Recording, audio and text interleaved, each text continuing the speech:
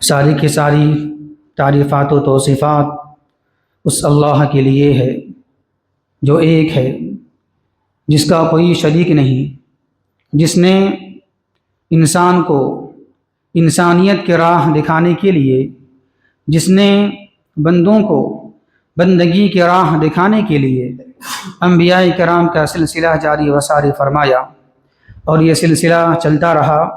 سب سے آخر میں اس ذات مقدسہ کو مبعوث فرمایا جنہوں نے غیروں کی گالیاں سن کر بھی دعاؤں کے لیے ہاتھ بلند کر دیا کرتے تھے۔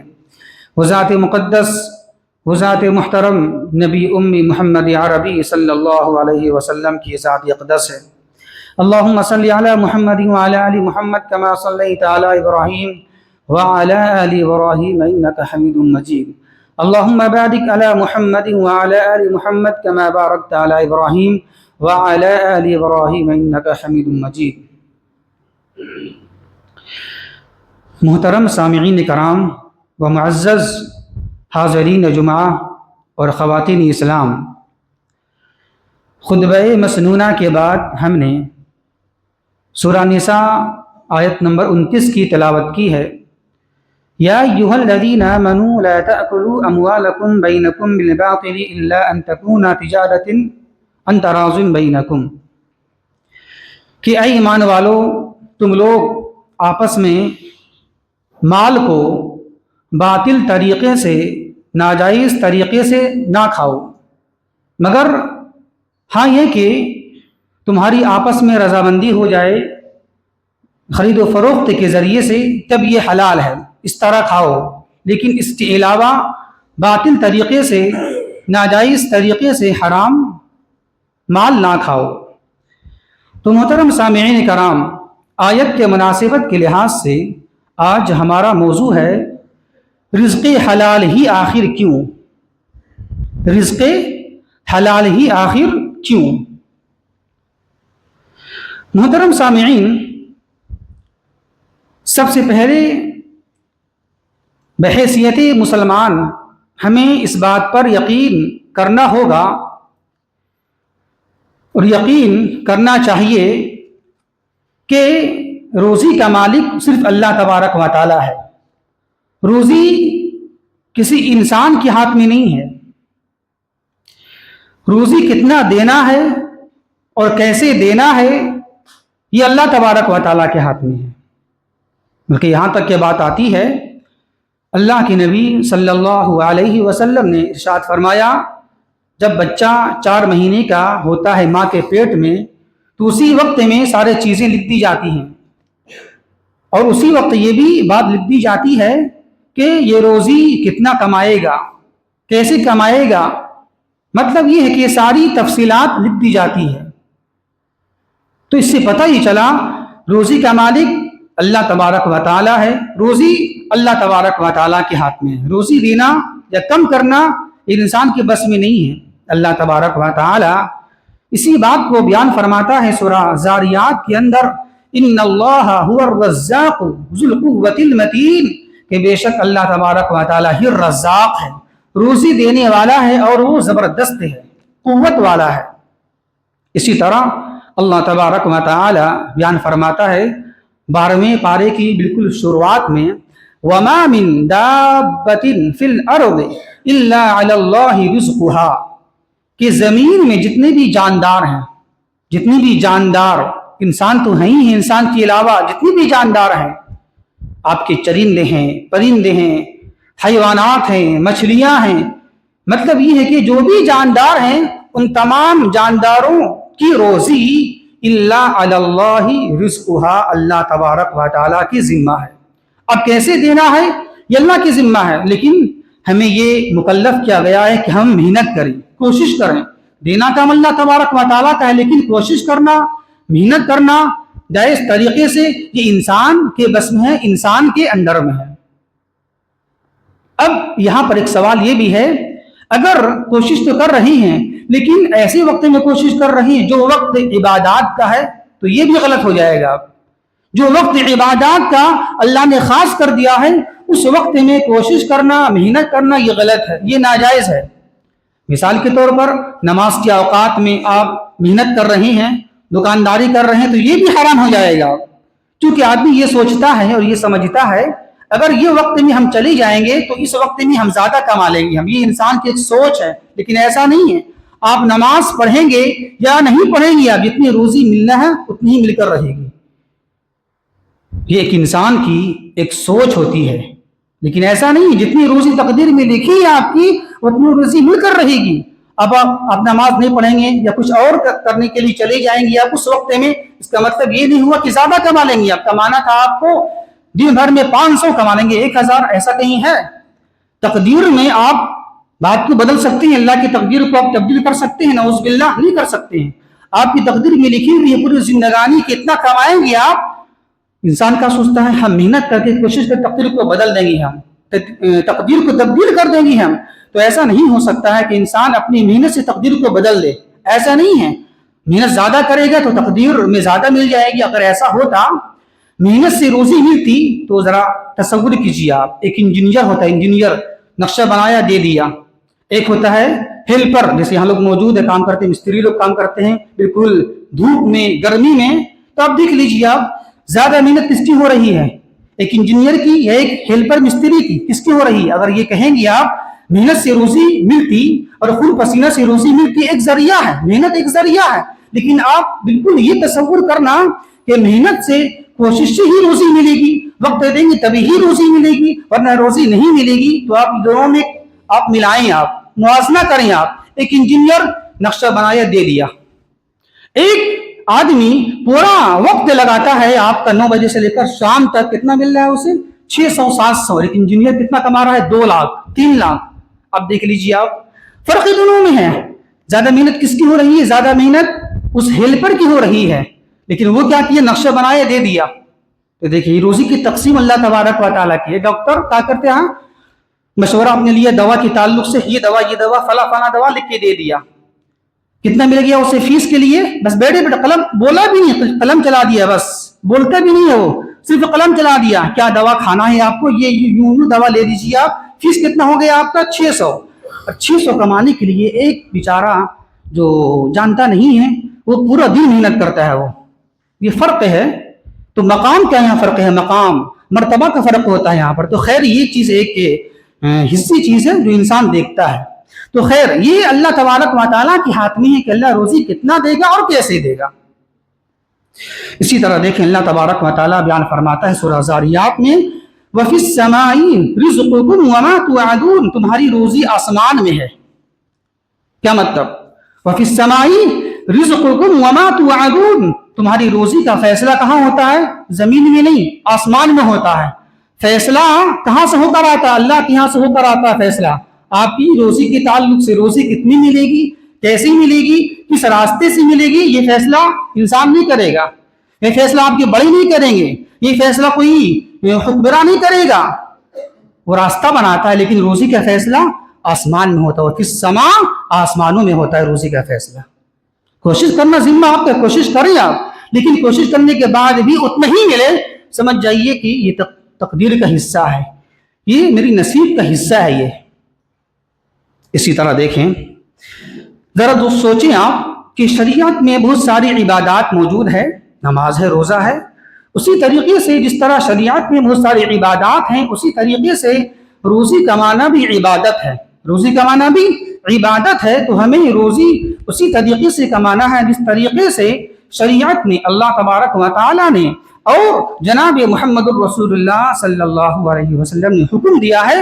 اور جس چیز سے شریعت نے منع کیا ہے اس چیز سے بچنا ہے, پرہیز کرنا ہے. یہ عبادت جو کیا وہ کرنا ہے, اور جو منع کیا جس سے اسلام نے, شریعت نے حرام راستوں سے, اس سے بچنا ہے, پرہیز کرنا ہے. اسی طرح دیکھیں آپ رزق حلال کی اتنی اہمیت ہے, اس کا اتنا بڑا مقام ہے کہ عبادات کی قبولیت کی بنیاد رزق حلال ہی پر ہے. اعمال کی قبولیت کا دار و مدار کس پر ہے؟ رزق حلال ہی پر ہے. مطلب یہ ہے کہ ہمارا کوئی بھی نیک عمل, ہماری کوئی بھی عبادت اس وقت تک قابل قبول نہیں ہو سکتی ہے جب تک کہ ہماری روزی حلال کی نہ ہو. رزق حلال کی بنیاد عبادات ہماری کب صحیح ہوگی, قبول ہوگی, جب ہماری روزی اچھی ہو, حلال کی ہو. تو دیکھیں رزق حلال یہ بنیاد ہے اعمال کی قبولیت کی. اس لیے اللہ تبارک و تعالیٰ نے جگہ جگہ دیکھیے قرآن مجید میں اللہ نے بندوں کو رسولوں کو رزق حلال پاکیزہ روزی کمانے کا حکم دیا ہے، کھانے کا حکم دیا ہے. اللہ تبارک و تعالیٰ قرآن مجید سورہ مؤمنون کے اندر بیان فرماتا ہے یا ایھا الرسل کلوا من الطیبات واعملوا صالحا. خطاب یہاں کیا جا رہا ہے سارے رسولوں سے، سارے نبیوں سے. یا ایھا الرسول، اے سارے رسول، اے سارے نبی، کلوا من الطیبات، آپ پاکیزہ روزی کھائیں. دیکھیں حکم کس کو ہو رہا ہے؟ نبی کو. حالانکہ نبی کا مقام بڑا اونچا ہوتا ہے لیکن ان کو بھی حکم کیا دیا جا رہا ہے؟ کلوا من الطیبات، پاکیزہ روزی کھائیں آپ، اور وَاعْمَلُوا صَالِحًا، نیک عمل کریں آپ. اس سے پتہ ہی چلا کہ رزق حلال کا تعلق نیک اعمال کی قبولیت سے ہے.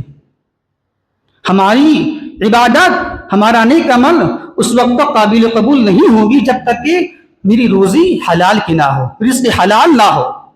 اسی طرح دیکھیں آپ مسلم شریف کی حدیث ہے،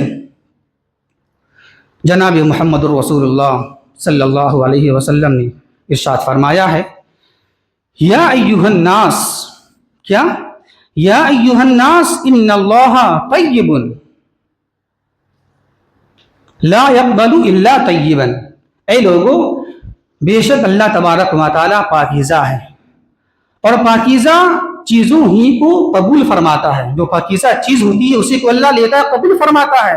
جو ردی ہوتا ہے، خراب ہوتا ہے، اللہ تبارک و تعالیٰ اسے قبول نہیں فرماتا ہے. اس کے بعد یہ بات بولنے کے بعد جناب محمد الرسول اللہ صلی اللہ علیہ وسلم نے ایک بات بیان فرمائی، کیا کہ اللہ کے نبی نے کہا ایک شخص سفر سے لوٹتا ہے، طویل سفر کرتا ہے، لمبا سفر کرتا ہے، اور لمبا سفر کرنے کی وجہ سے اس کے بال، اس کا جسم پراگندہ ہوتا ہے، بالکل گندے ہو جاتے ہیں. اور اسی حالت میں، سفر کی حالت میں، وہ انسان، وہ شخص اپنے ہاتھوں کو بلند کرتا ہے آسمان کی جانب اور یہ دعا کرتا ہے، کیا؟ یا ربی یا ربی. دیکھیں یہ سن لی یہ بات یہاں پر کہ جناب محمد الرسول اللہ صلی اللہ علیہ وسلم نے ارشاد فرمایا ہے کہ 3 آدمی کی دعا رد نہیں کی جاتی ہے. رد مطلب قبول نہ مقبول ہو جائے ایسا نہیں ہو سکتا، اس کی دعا قبول ہی کی جائے گی. 3 آدمی ہیں، ان میں سے ایک آدمی کون ہے؟ مسافر. مسافر کی دعا کبھی رد نہیں ہوتی ہے، جب بھی دعا کرے گا وہ اس کی دعا قبول کی جائے گی. ایک طریقہ ہے، ایک سبب ذریعہ ہے، ایک باپ کی دعا والد کی حق میں، اور ایک مظلوم کی دعا. مظلوم جہاں دعا کر دے گا، بد دعا کر دے گا آپ کے خلاف، جس نے ظلم کیا ہے ظالم کے خلاف، تو اس کی بد دعا، اس کی آہ آسمان کو چیرتی ہوئی جاتی ہے اور اس کی بد دعا قبول ہو جاتی ہے. اسی طرح ایک ہے مسافر، جو حالت سفر میں ہو اس کی دعا قبول کی جاتی ہے. تو دیکھیں اتنی بڑی فضیلت ہے کس کی؟ مسافر کی. جو مسافر سفر کرے، حالت سفر میں ہو، اگر وہ دعا کرے گا تو اللہ تبارک و تعالی اس کی دعا کبھی رد نہیں کرے گا، ٹالے گا نہیں. لیکن دیکھیں اب یہاں دیکھ لیجیے اب حدیث کیا ہے. مسلم شریف کی حدیث میں اللہ کے نبی نے کیا بات بیان فرمائی؟ ایک انسان لمبا سفر کرتا ہے اور لمبا سفر کی وجہ سے اس کے بال پراگندہ ہو جاتے ہیں، بالکل گندا حالت میں وہ ہوتا ہے، اور وہ چونکہ سفر کی فضیلت ہے، دعا قبول ہوتی ہے، تو وہ انسان کیا کرتا ہے؟ سفر کی حالت ہی میں اپنی دعا کو، اپنے ہاتھ کو اٹھاتا ہے، بلند فرماتا ہے آسمان کی جانب اور یہ دعا کرتا ہے، کیا؟ یا ربی یا ربی. تو اللہ کے نبی نے کیا بیان فرمائی؟ اس کی دعا قبول کیسے ہوگی؟ اس کا کھانا حرام، اس کا پینا حرام، اس کا لباس جو پہنا ہے وہ بھی حرام کا ہے، اور جو اس کا جو بدن پرورش بڑھا ہے، پلا ہے، اس کا جسم، اس کا بدن وہ بھی حرام کا کھایا ہوا ہے. تو اس کی دعا قبول کیسے کی جائے گی؟ اس سے کیا پتا چلا؟ اس سے پتا ہی چلا اگر آپ کا کھانا، آپ کا پینا، آپ کا لباس، آپ کا جسم حرام غذا سے پلا ہے، بڑھا ہے، تو اب لاکھ دعا کر لیجئے. صرف دعا یہاں پر مراد نہیں، ہر وہ چیز، ہر وہ عمل، ہر وہ عبادت جو عبادت ہے آپ کی قبول نہیں کی جائے گی. دعا ہو، نماز ہو، روزہ ہو، کوئی بھی عمل ہو، اگر آپ حرام روزی کے ذریعے مال کھا رہے ہیں تو آپ کی ساری عبادات قبول نہیں کی جائے گی. یہ مقام ہے اور یہ فضیلت ہے، یہ اہمیت ہے رزق حلال کی. اسی طرح اندازہ لگائیں آپ رزق حلال کی اہمیت کتنا بڑا ہے، کتنا اونچا ہے. دیکھیں اللہ کی نبی نے بیان فرمایا کہ میدان محشر میں 5 سوالات میں سے ایک سوال یہ بھی ہونے والا ہے. اس کی اہمیت ہے. دیکھیں آپ، 5 سوالات میں سے ایک سوال کیا ہونے والا ہے؟ مال کے بارے میں، کہ مال کہاں سے کمایا اور کہاں ڈالا. 2 سوال مال کے بارے میں، کہاں سے لایا اور کہاں ڈالا آپ نے. بڑا اہم سوال ہے یہ. تو اس سے پتہ ہی چلا، اس سے معلوم یہ ہوتا ہے کہ رزق حلال روزی کمانا یہ نیک اعمال کی قبولیت کی بنیاد ہے، اس کی جڑ ہے. اگر ہم حلال روزی کمائیں گے، حلال روزی نہیں کمائیں گے ہم، تو ہماری عبادات قبول نہیں کی جائے گی. یہی وجہ ہے کہ شریعت نے، اسلام نے ایک مومن کو، ایک انسان کو حلال روزی کمانے کے لیے جد و جہد، محنت کرنے کا حکم دیا ہے، اور اسے خون پسینہ بہانے کا حکم دیا ہے، اور اس کی ترغیب دلائی ہے. خود اللہ تبارک و تعالیٰ نے بھی اور جناب محمد رسول اللہ صلی اللہ علیہ وسلم نے بھی ترغیب دی ہے، حکم دیا ہے کہ کماؤ.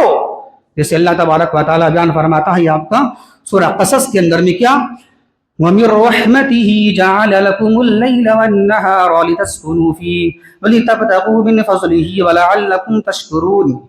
کہ اللہ کی رحمت میں سے ایک رحمت یہ بھی ہے کہ اللہ تبارک و تعالیٰ نے اپنی رحمت کی وجہ سے تمہارے لیے رات اور دن بنایا ہے. یہ رات دن کس کے لیے ہے؟ رات بنایا کیوں؟ لِتَسْكُنُوا فِيهِ، تاکہ تم اس میں سکون حاصل کرو، تھک جاؤ تو آرام حاصل کر لو. دن کیوں بنایا؟ لِتَبْتَغُوا مِنْ فَضْلِهِ، تاکہ تم دن کے اندر میں من فضلی، اللہ کا فضل تلاش کرو. تلاش کرنا، آپ کو تلاش کرو، تم جاؤ کھوجو. دیکھیں اسی طرح دیکھیں سورہ ملک کی ایک آیت کریمہ ہے، اللہ تبارک و تعالی بیان فرماتا ہے هو الذی جعل لکم الارض ذلولا فامشوا فی مناکبها وکلوا من رزقہ والیہ النشور. کہ وہی وہ ذات ہے اللہ تبارک و تعالی جس نے تمہارے لیے زمین کو ذلول، نرم بنا دیا ہے، تمہارے تابع کر دیا ہے، تمہارے انڈر میں کر دیا ہے. فامشوا فی مناکبها، بس تم زمین کے اطراف میں پھیل جاؤ، چلو جاؤ، نکل جاؤ. وَكُلُوا مِن رِزْقِهِ، اور اس کی اللہ کی روزی تلاش کرو، اللہ کی روزی کھاؤ. اسی طرح دیکھیں آپ سورہ جمعہ کی ایک آیت کریمہ ہے، اللہ تبارک و تعالی بیان فرماتا ہے فَإِذَا قُضِيَتِ الصَّلَاةُ فَانْتَشِرُوا فِي الْأَرْضِ وَابْتَغُوا مِنْ فَضْلِ اللَّهِ ذَلِكُمْ خَيْرٌ لَكُمْ إِن كُنتُمْ تَعْلَمُونَ. جمعہ کے بارے میں یہ بات آتی ہے، اور یہ سورہ جمعہ کی آیت کریمہ ہے. کیا اللہ تبارک و تعالیٰ بیان فرماتا ہے، جب جمعہ کی نماز مکمل ہو جائے، یہاں ہر نماز مراد ہے، خاص تو بات آئی جمعہ کی، لیکن ہر نماز کے بارے میں ہے. یہ ایسا نہیں صرف جمعہ کی نماز کے بارے میں ہے، یہاں صرف تذکرہ جمعہ کا ہے، لیکن یہ ہر نماز کے تعلق سے اور ہر وقت کے تعلق سے ہے. فَإِذَا قُضِيَتِ الصَّلَاةُ، جب جمعہ کی نماز ہو جائے تو کیا کرو؟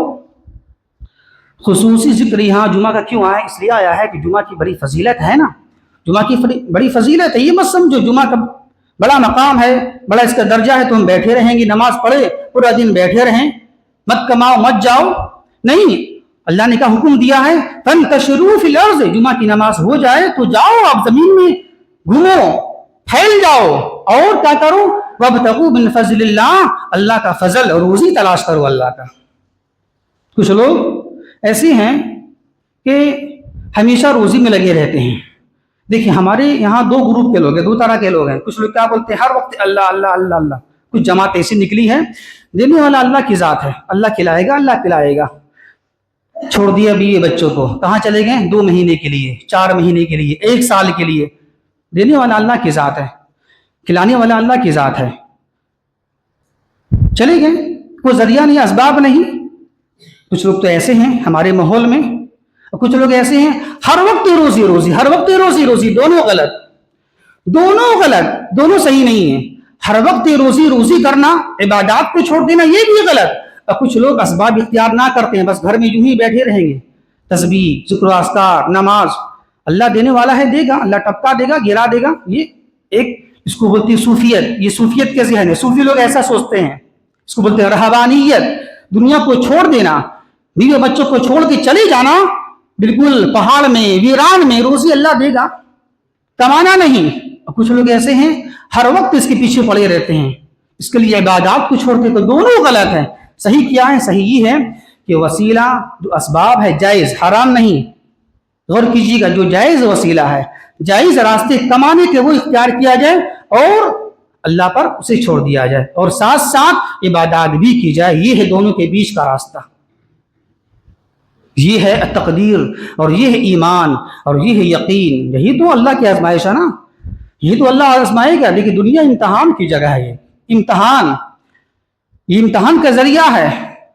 امتحان اللہ لے گا آپ کو حلال روزی کے ذریعے سے، کہ تم حرام کماتے ہو یا حلال کماتے ہو، تم روزی کے پیچھے نماز چھوڑتے ہو، حج چھوڑتے ہو یا اطاعت رسول چھوڑتے ہو، روزی کی وجہ سے ہی تو امتحان اللہ تبارک و تعالیٰ کا ہے، وہ سخت امتحان ہے۔ یہ معمولی امتحان اس کو نہ سمجھیں آپ۔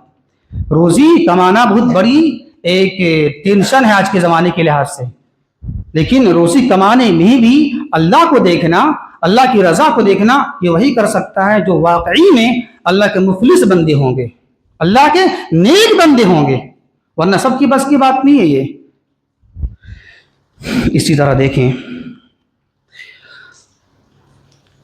بخاری شریف کی حدیث ہے، دیکھیں کتنی فضیلت ہے، کتنا بڑا مقام ہے آپ کا جد و جہد کرنے کا، کمانے کا۔ اللہ کے نبی نے بیان فرمایا بخاری کی حدیث میں کہ کسی انسان نے اس سے عمدہ کھانا، اچھا کھانا نہیں کھایا جو اس کی اپنی ہاتھ کی کمائی ہو۔ مطلب یہ ہے کہ ہاتھ کی کمائی کا جو کھانا ہوتا ہے بڑا اچھا کھانا ہوتا ہے، اس میں بڑا مزہ آتا ہے۔ جو بھی انسان کام کرے، طریقے الگ الگ ہوتے ہیں کام کرنے کے سب کے۔ تو اس کے بعد کہا اللہ کے نبی صلی اللہ علیہ وسلم نے کہ اللہ کے نبی داؤد علیہ السلام، دیکھیں یہ بادشاہ تھے، ان کے پاس مال تھا، دولت تھی، تو وہ کہتی ہیں اللہ کے نبی کہ اللہ کے نبی داؤد علیہ السلام بادشاہ ہونے کے باوجود بھی اپنے ہاتھوں سے کام کیا کرتے تھے، اپنی ہاتھوں کی کمائی کھایا کرتے تھے وہ۔ تو دیکھیں نبی ہیں لیکن پھر بھی اپنی ہاتھ سے کمائی کر کے وہ کھا رہے ہیں، یہ بڑا مقام ہے۔ اسی طرح دیکھیں آپ، اللہ کے نبی صلی اللہ علیہ وسلم نے حلال روزی میں ترغیب دیتے ہوئے یہ بات بیان فرمائی، بخاری کی حدیث ہے، اگر ایک انسان اپنی پیٹھ میں لکڑیوں کا گٹھر لاد کر لے کر آئے اور بیچے، یہ بہتر ہے اس کے لیے۔ ایک انسان غریب ہے، لاچار ہے، وہ سب سے مانگتا پھرتا ہے، تو اللہ کے نبی نے کہا، بیان فرمائی، ایک انسان اپنے پیٹھ پر لکڑیوں کا گٹھر بوجھ اٹھا کر لے آئے اور اسے بیچے، یہ بہتر ہے اس بات سے کہ یہ انسان سب سے مانگتا پھرے، کوئی انسان دے یا نہ دے۔ دیکھیے اتنا بڑا مقام اور اتنا بڑی اہمیت اللہ کی نبی نے بیان فرمائی کہ حقیر سا کام، دیکھیں لکڑی بیچنا حقیر کام ہے، لوگ سمجھتے ہیں حقیر، لیکن حقیر نہیں ہے۔ حقیر کام لوگ سمجھتے ہیں، لیکن ہر وہ کام جو جائز ہے وہ حقیر نہیں ہے، بلکہ اللہ کے نبی نے بالکل ہلکا مثال دیا، بالکل نیچے والا مثال دیا۔ حالانکہ بڑی بڑی چیزیں موجود ہیں آج کے زمانے کے لحاظ سے، بڑی بڑی چیزیں موجود ہیں، لیکن دیکھیں اللہ کے نبی نے ہلکے مثال دے کر یہ بات بیان فرمائی، اگر نیچے کام کرنا بھی پڑ جائے آپ کو تو نیچے والا کام بھی کر لیجیے آپ۔ اگر آپ کو سب سے نیچے والا کام کرنا پڑے، آپ کا بڑا مقام ہے، بڑا درجہ ہے، بڑا عہدہ ہے، لیکن آپ کے پاس مال نہیں ہے، دولت نہیں ہے، اور آپ مال دولت نہیں ہونے کی وجہ سے آپ سب کے سامنے ہاتھ پھیلا رہے ہیں، کسی سے کچھ کہہ رہے ہیں، کسی سے مانگ رہے ہیں آپ، تو اس سے بہتر یہ ہے، اللہ کی نبی ہلکی مثال پیش کی، سب سے نیچے والا کام مثال دیا، اگر ایک انسان لکڑی کا گٹھر لائے اپنے پیٹھ پہ لا کے بیچے، یہ بہتر ہے اس سے، یہ بہتر ہے۔ شرمانا نہیں چاہیے آج کے زمانے کے لحاظ سے، ہر کام کرو، شرماؤ مت۔ ہاں شرط ہے روزی حلال کی ہونی چاہیے، روزی حلال کی ہونی چاہیے، حرام کی روزی نہیں ہونی چاہیے، ہر وہ کام کر لیجیے، اب شرمائیے مت۔ لوگ کیا بولیں گے، ارے اتنا بڑا مقام ہے، اتنا بڑا یہ ہے، آپ ایسا کر رہے ہیں، ہاں کریں گے۔ اللہ کی نبی نے بھائی تجارت کیا ہے، خود علی رضی اللہ تعالی عنہ نے یہودیوں کے باغیچے میں، باغ میں چند کھجوروں کے عوض آپ کا سچائی کیا ہے۔ دیکھ لیجیے آپ، واقعات بھرے پڑے ہیں ہمارے سلف صالحین کا، صحابہ کرام کا، تابعین کا، تبع تابعین کا، تو شرم اس میں کرنے کا نہیں ہے۔ تو یہ ہے دیکھیں جد و جہد اور محنت کا مقام اور اس کی اہمیت۔ آخری بات دیکھیں آئے، اس سے پتہ ہی چلا کہ حلال روزی کمانے کی ترغیب اور حکم خود اللہ تبارک و تعالیٰ نے اور جناب محمد رسول اللہ صلی اللہ علیہ وسلم نے بھی دیا ہے۔ اس کے برخلاف کر لیجیے آپ، باطل طریقے سے مال کھانا ایک گناہ کبیرہ ہے، یہ بہت بڑا جرم ہے۔ اب دیکھیں آپ، باطل طریقے سے، ناجائز طریقے سے حرام مال کھانا اور کمائی کرنا، اس کی صورتیں کیا ہیں، اس کی شکلیں کیا ہیں؟ آج کے زمانے کے لحاظ سے اس کی صورتیں، اس کی شکلیں بہت ساری ہیں. آئیے ذرا ہم مختصر میں دیکھنا چاہیں گے ہم اس کی شکلیں کیا ہیں. حرام راستے کتنے سارے ہیں کمانے کے، کھانے کے. اس کے طریقے دیکھ لیجیے آپ کیا ہے. پہلا طریقہ حرام راستہ کا اور کھانے کا اور کمانے کا کیا ہے؟ چوری کرنا. پہلا طریقہ حرام روزی کو لینے کا چوری کرنا. مثال کے طور پر کسی نے کسی کا مال لے لیا چوری چپکے سے، چھپا کے، اس کا نام چوری ہے. چوری سے لے لینا کوئی مال، کوئی بھی چیز جو مال کی حیثیت رکھتا ہو، اس کا نام چوری ہے. اور چوری کی سزا یہ ہے کہ اس کا ہاتھ کاٹ دیا جائے. اس کا ہاتھ یہاں تک کاٹ دیا جائے، یہاں تک، پورا نہیں، یہاں تک حدیث آتی ہے، کاٹ دیا جائے. گناہ کبیرہ ہے یہ.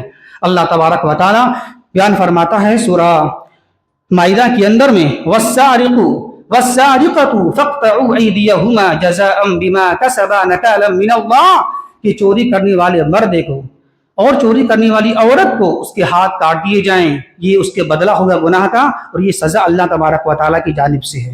اسی طرح دیکھیں آپ بخاری مسلم کی حدیث ہے، جناب محمد رسول اللہ صلی اللہ علیہ وسلم بیان فرماتے ہیں کہ لعن اللہ السارق، کہ اللہ تبارک و تعالیٰ کی لعنت ہو اس چور پر جو چور ایک انڈا چوری کرتا ہے، ایک انڈا چوری کرتا ہے، اور انڈا چوری کرنے کی وجہ سے اس کا ہاتھ کاٹ دیے جاتے ہیں.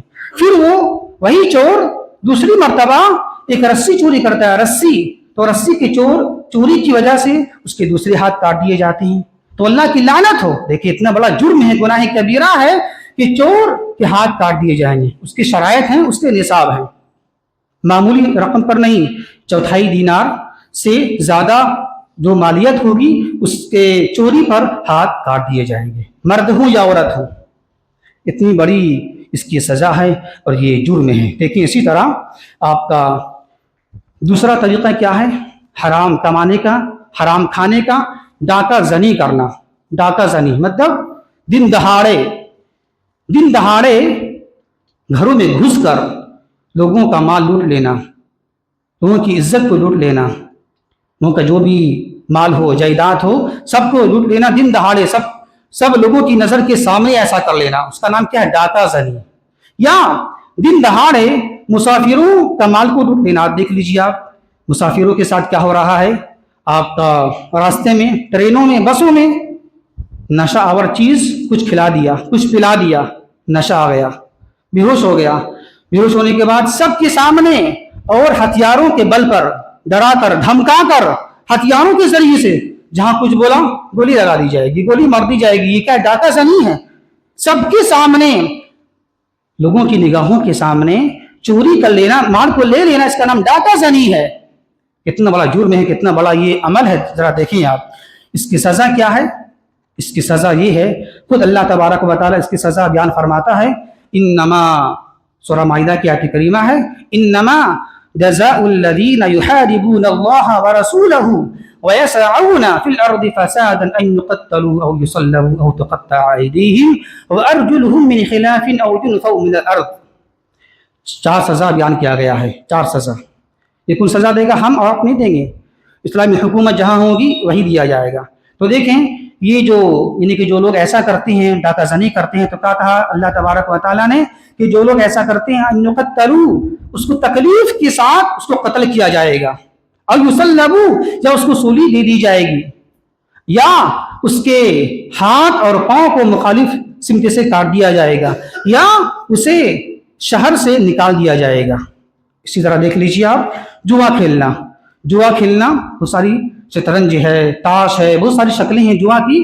وضاحت کرنے کا وقت چونکہ ہے ہی نہیں. جوا کھیلا جائے، بہت لوگ جوا میں اپنے مال کو ہار جاتے ہیں اور لینے کی لالچ میں زیادہ لے لیں گے ہم. تو جوا کھیلنا یہ بھی ایک طرح سے بازی لگانا کسی چیز میں، یہ بھی حرام ہے، یہ طریقہ حرام راستے کا. اسی طرح دیکھیں سودی لین دین، سودی کاروبار کرنا، یہ بھی حرام. کوئی بھی مسئلہ ہو، سودی لین دین، وضاحت کا وقت نہیں ہے، سودی لین دین، سودی کاروبار کرنا، یہ بھی حرام کا راستہ ہے. اسی طرح دیکھیں آپ 5واں ناپ تول میں کمی کرنا. ناپ تول، اپنا سامان لیں گے تو پورا لیں گے، جب دیں گے تو کمی دیں گے، یہ ہے ناپ تول میں کمی کیا جائے، یہ بھی حرام. اسی طرح دیکھیں آپ کاروبار میں دھوکہ دینا، کوئی چیز سامان بیچنا، کوئی اپنا سامان دینا، اس میں کوئی خرابی ہو، کوئی عیب ہو تو چھپا دینا، اسے بتانا نہیں، یہ ہے کیا؟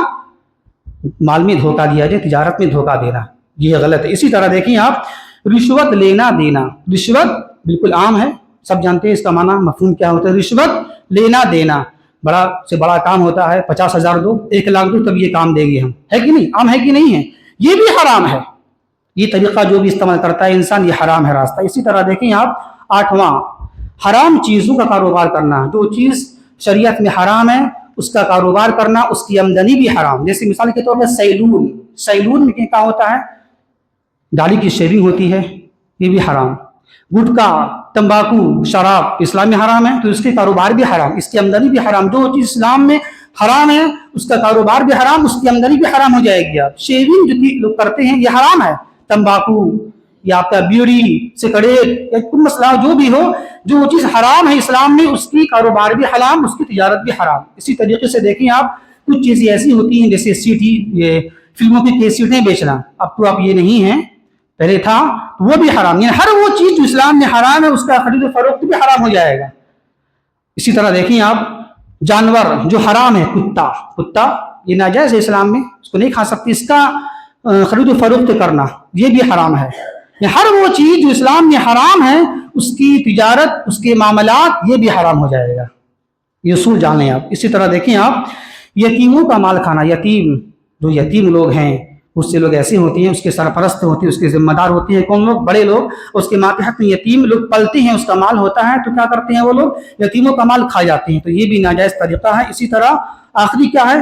قرض لے کر، کیونکہ معاملات میں زیادہ ہوتا ہے، تجارت میں، بزنس میں کیا ہوتا ہے؟ قرض لین دین ہوتا ہے، ہمیشہ ہوتے رہتا ہے۔ یہ بڑے بڑے جو ہوتے ہیں بیپاری لوگ اور کاروباری لوگ، وہ لین دین ہمیشہ قرض میں کرتے رہتے ہیں۔ وہ تو قرض لینا اس نیت سے ہم نہیں دیں گے یہ بھی حرام، قرض لے سکتے لیکن اس نیت سے لینا کہ ہم لے کر نہیں دیں گے اسے تو یہ بھی حرام ہو جائے گا۔ ہر وہ راستہ جو ناجائز ہے اور باطل ہے یہ ساری اس کی شکلیں ہیں اور کچھ صورتیں ہیں۔ اللہ سے دعا ہے کہ اللہ تبارک و تعالی ہمیں صحیح سمجھ کی توفیق عطا فرمائے۔ وما توفیق الا باللہ انہ تعالی جواد کریم ملک بر رؤوف الرحیم۔